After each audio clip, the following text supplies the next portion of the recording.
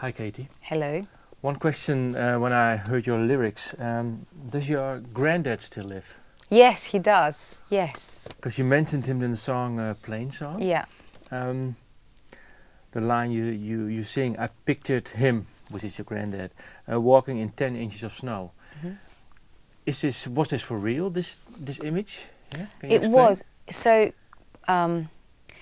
when I was growing up in Georgia, I had my childhood there, and my granddad, over the years, told me the story of how he spent 5 years, I think, in a labor camp in Siberia. And he would, when I think he first told me about it when I was 14, and then when I was 18, he told me, more details, and then, and as I went through my 20s, more and more details. And I know he spent the time in the Siberian labor camp, but the stories were always told with such almost, heroism and adventure that he created this very magical image in my mind of the Russian forest covered in snow, frozen over. So yeah, I think it is real, but I'm not sure where the myth begins and where the truth, where the truth is. How old was he when he was in that camp? He was sent when he was 15, very young. Do you know why? Yeah, he first told me it's because he was a bandit. And so I was like, what does that mean? But the story goes, he made an alibi for his friends who stole bread from a shop. And he gave them an alibi to not get them into trouble. So he lied in court. And this was, I guess it would have been back in the 50s, I think. Yeah. And how long has he spent over there? So he was there, I think he was there for 3 years. So he left when he was 18. Because when I hear that story, I think, well, it must have been a tragedy for him, or... Yes, this is the thing. You would think it would be a tragedy, and I'm sure it was a tragedy.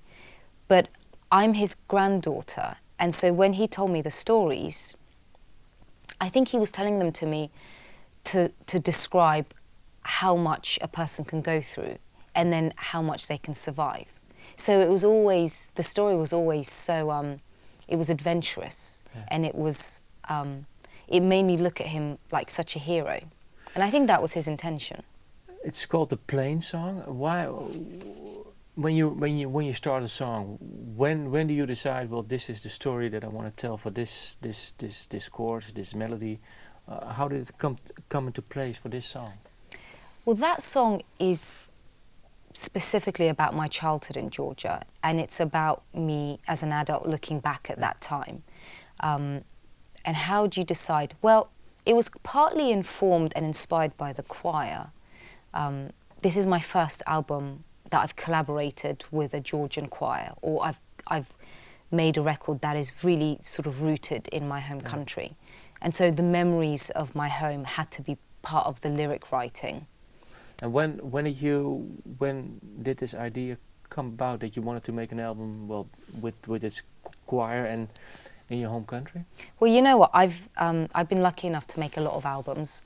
I've made 6 records, and after my last one, I kind of didn't know what to do. Creatively, I really didn't know. I also wasn't working with my long-term collaborator, Mike Batt, anymore. Why? So, because as I was reaching my 30s, I could see that our creative goals and directions were really drifting. We worked together from when I was 18, so I was very young, and Mike has a really clear idea of where he wants his music to go.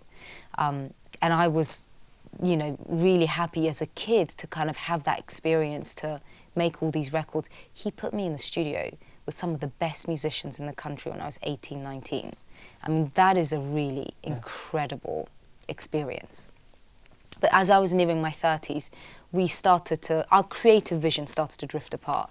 Also, I had a 6-album deal, and on the 6th record, once that was done, it felt like the right time to create, to move on. Was it hard for him that you wanted to move, on, or was it mutual? Or? It was, I guess it was like a breakup, so it was tough, but we're still very good friends, and we're very fond of each other. And I saw him not too long ago, and I will always be grateful for the chance that he gave me. So that was that, and then you decided on, well, what to do next? What to do next? So I thought I wanted to be creatively independent for a long time, and I suddenly had it. And that's when I realised how difficult it is to actually be responsible for, I guess, making your own music completely. Yeah. You know, my new management company are fantastic, but there was no pressure from them whatsoever. They said, take your time, you know, because your work with Mike was such a big thing. You know, you guys achieved so much.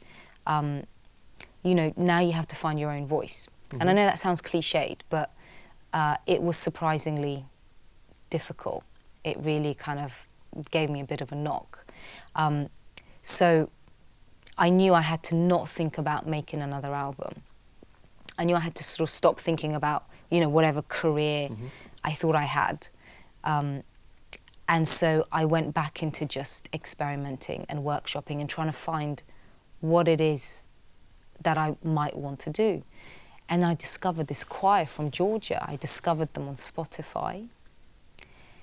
And their sound was just so, you know, it was unlike anything I'd ever heard. They sounded so powerful. They sounded like a vocal orchestra. And I was mesmerised by them. And I just wanted to workshop with them, just to see if it would be possible to combine my voice and their voices, to see what could happen. And of course they were from my home country, so that was very lucky. Georgia's a really small country, so I managed to get the number for the conductor, and I went to see their first rehearsals. And I saw them, and you know, they're a professional classical choir, so it's miles apart from my pop music world. But when I came home, I thought I'd love to work with them, but there's probably no commercial project that would ever be suitable for it. And then, as winter came round in 2014, I realised I wanted an album to listen to that I personally feel like there hasn't been one like this for a long time. You know, I love listening to Frank Sinatra, to Elvis Presley, to Johnny Cash. That's their Christmas albums. Yeah. I love those. And I feel like, you know, there are certain records that get made, but they're very much they fit, you know, the world of music that we have today, which is very production-based. It's quite loud, and it's very, you know, it really has to hit you in the face. But to me, there's a different side to music, which is what I like to explore. And I feel like, you know, those artists, like the greats like Frank Sinatra, and I'll always feel like in the shadows of these amazing people that were there in the 50s, 60s, 70s. But that's then 2014. Just to go back to that first meeting with the choir, what was it like? Did they know you? They did know me, yes.